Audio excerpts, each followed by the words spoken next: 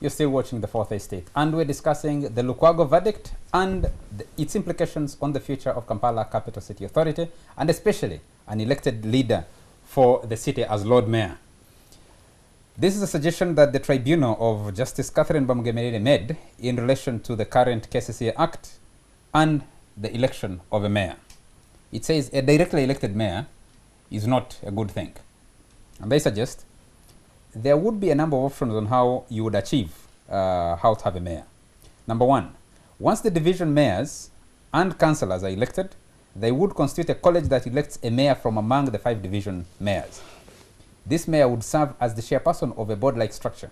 This means that the caliber required at the level of division mayor would need to be capable of availing 5 potential candidates for the city mayor position. Kampala would still end up with a mayor ultimately elected from among the people's representatives. What they're suggesting is Nakawa elects a division mayor, Kawempe elects a division mayor, Central elects a division mayor, and all the others, Rubaga, Machin, and the others. And then those constitute a kind of college with the other councillors from whom they elect a new mayor. But the interpretation, yes, Chris? Unfortunately, Charles, politics not prescribed in tribunals. That's why you see these judges overstepping their own territory.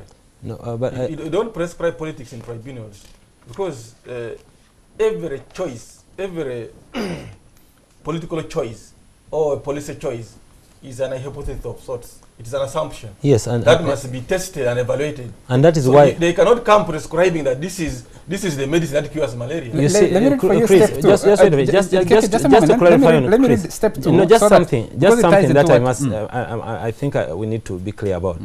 It is, you see, when you say that that you do not prescribe politics in tribunals, that means that there is a certain section of society which cannot participate in the conglomeration of thoughts.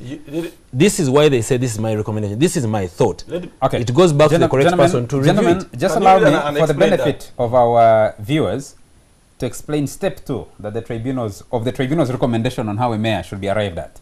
They say number 2 that once the city mayor is elected from among the 5 division mayors, as explained above, he or she would relinquish their seat at the divisional level, and remain above the politics. The intention of this approach would be to ensure that the mayor is not drawn into the political fray. This would help them focus on service delivery and the harmonization of the relationship with the center.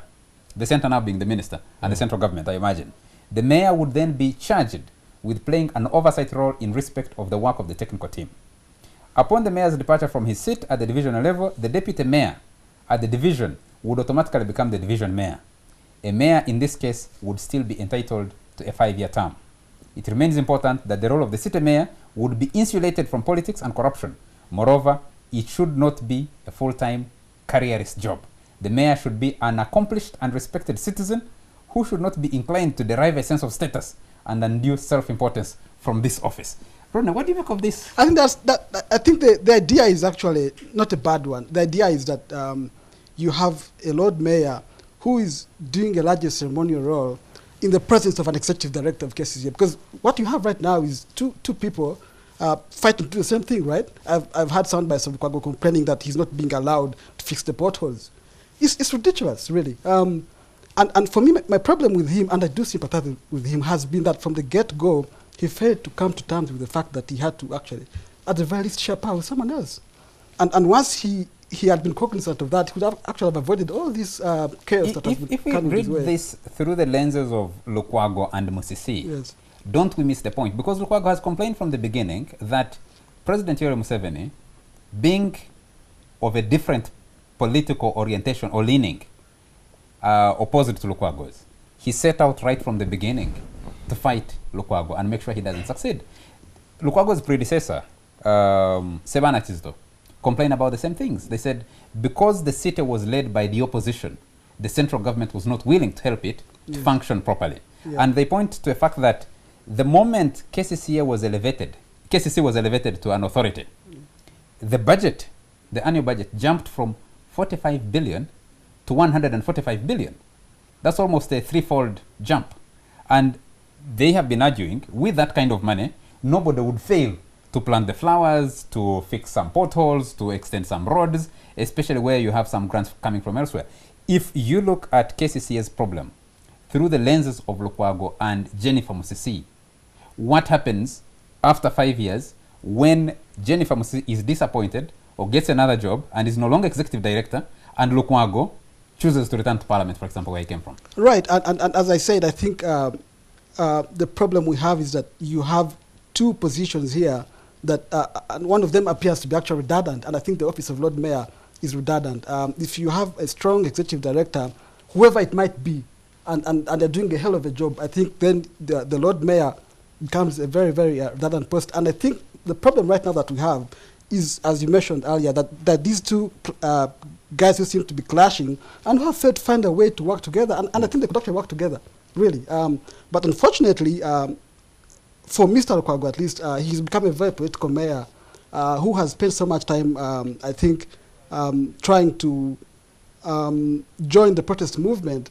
And if you're up against a machine, you do not do yourself many favors by being a very political mayor. You have to stick to the basics. And I think from the get-go, it was clear to him, at least, that it was never going to be a mayor as in the days of Sebana Chisto, for example. But he seems to be thinking that we are still in those days when Sebana was mayor of the city. But things have changed. And he has to deal with that and grapple with it. Otherwise, we can't. I mean, he's been running around. He was a very vibrant lawmaker who really was quite good at what he did, but he's been transformed into this crybaby who goes around complaining about something. It's just not nice. KK, if you had to fix the KCCA Act, what would you fix? How would you change it? No, I think before I even answer that question, this Honorable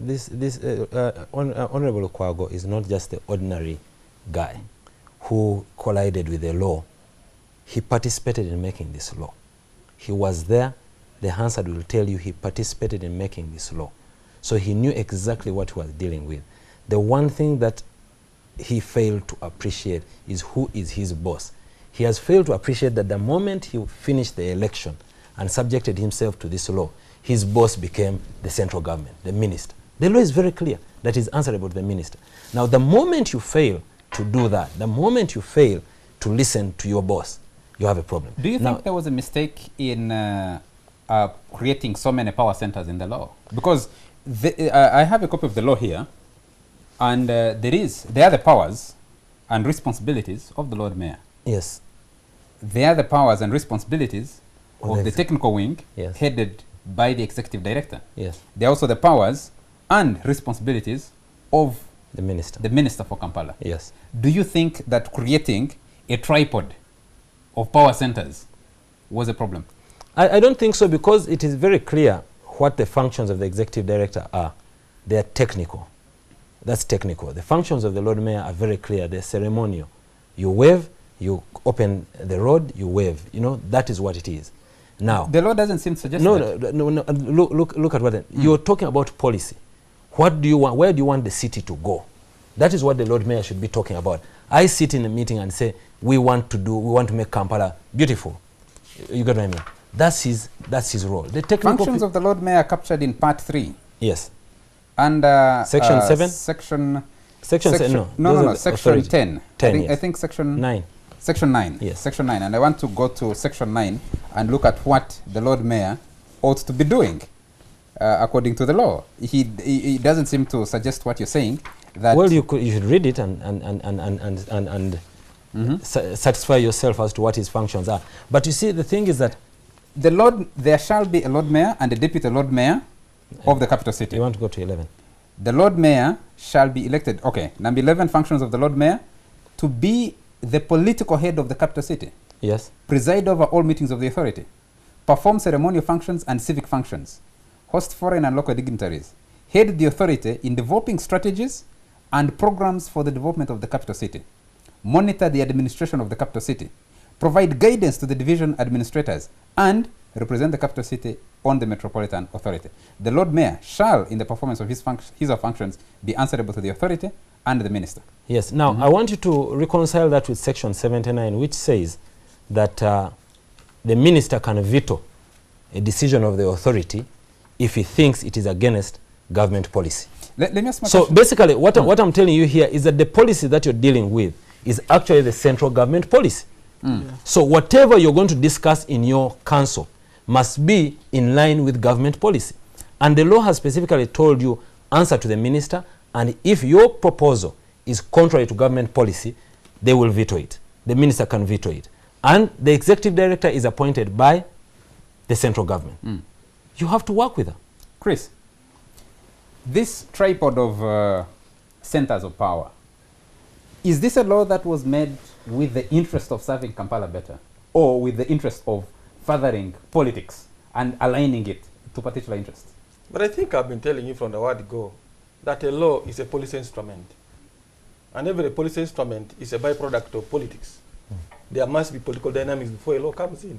So you are discussing a byproduct of politics, not understanding the politics. That's why I'm at variance with the arguments. You are trying to look at this policy, which can change at any one point, depending on how politics plays out.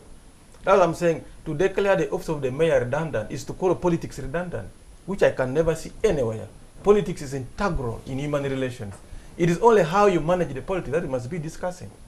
There cannot be a redundant political office because politics is a superstructure. I hope Kiriwa knows that. Yes. Superstructure. Yes. So you cannot say there is an office which is redundant politically. Then that is a recipe for problems itself. So what I'm seeing in the Kampala case, in the cases, is the politics playing out. You know, you're trying to use the law to make Lukago's actions look like they are above normal. But when you look at politics, you see Lukago's actions within the realm of political play. If you are talking about him reporting to the minister, who is this boss? I have told you, governance is about how those who hold power conduct themselves. But good governance is conducting public affairs in a manner satisfactory to the people in that particular entity.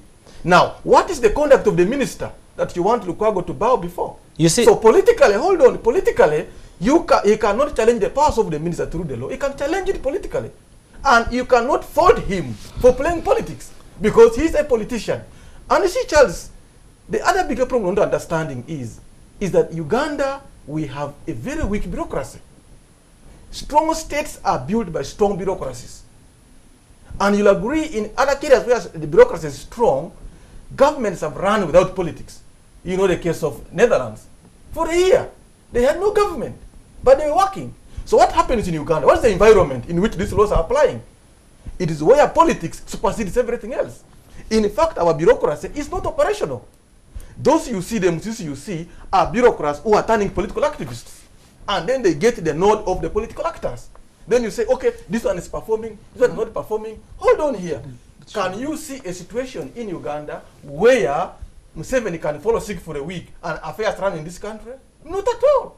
But in other countries, anybody, Obama can fall sick, America will move on. Because they have taken time to build the bureaucracy, build the systems. That is how politics is managed. That the bureaucratic actors act based on the rules of bureaucracy, not the rules of politics of Kiriawa. You see, Chris, the problem that you have, the problem that you're going to run into with that argument is that the politics cannot play outside the law. So if Lukwago wants to play politics, he must understand the law. And if you're going to play politics without understanding this law, the problem you're going to run into is exactly where you can seek to change that law. That is political action. But you see, the thing is, as long as the law is still in play, he must play his politics within it. Must we, gentlemen, be oblivious of the fact that this law was crafted with a political intent, not a service delivery? There is no law that's not... The law, like he said, is out of policy. Governments come up with laws determining the laws shape the policy. The policy shapes the law. You had the argument. I remember you organizing a major rally, one of the events that launched President Museveni's re-election campaign in 2011, a rally, a concert for the youth, where he sang "You Want Another Rap." And you know that there was a battle. There has been a persistent battle by President Yoweri Museveni and the NRM to take control of Kampala, Capital City Authority. Kampala, and its voters associated with that. If a bad feeling by the central government, by the party in power, that they have control all over the country, but without the center. You see, the thing is that, Chris, I am sure you are very aware that NRM is a political party. Yes. And political parties are out to win votes in every place. So I do not think, I think the NRM is battling for this space as much as Lukwago and everyone is doing. So we will go out there, we'll battle for it. But the thing is that if the battle is within the realm of the law, That is what is Was the important. crafting of the law with an intent to improve service delivery or to score political points? You see, service delivery and political points cannot be separated. You will not get political points if you have potholes and you have garbage all over the streets. Let's take a break and pick up the debate. Can we pick up the debate in a moment? We'll be